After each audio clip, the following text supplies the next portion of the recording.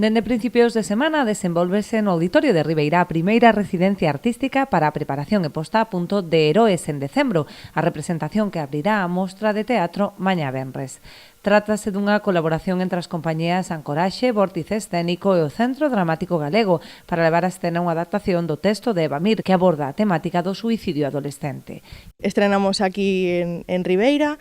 tamén importante salientar a confianza que tivo o Centro Dramático Galego en nós, porque é unha coproducción de Ancoraxe, Vórtice Escénico e Centro Dramático Galego, que é unha parte fundamental para a financiación do proxecto, e despois axudas como a do Concello de Ribeira, que, séndonos unha compañía de nova creación, nos abre as portas deste auditorio enorme, maravilloso, para poder estrenar. É un honor, porque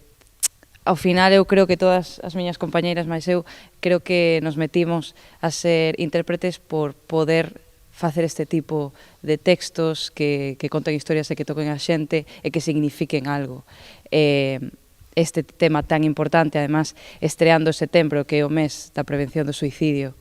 Antes da estrea oficial prevista para as 9:15 da noite, o alumnado de secundaria e bacharelato terá ocasión de asistir a un pase previo seguido dun coloquio sobre a temática da obra. Pola mañá para un público infantil para as escolas e despois xa á noite, ás 9:15, iniciando a mostra de teatro. Esta temática necesaria tamén de plasmar aquí o suicidio adolescente, un tema tamén importante de abordar a través da arte e da cultura, e sí que quero remarcar que esta residencia artística non é única que imos a facer na mostra, temos tamén a residencia de Alberto Bello, que vai a ser máis tarde, premiado pola Deputación da Coruña tamén este ano,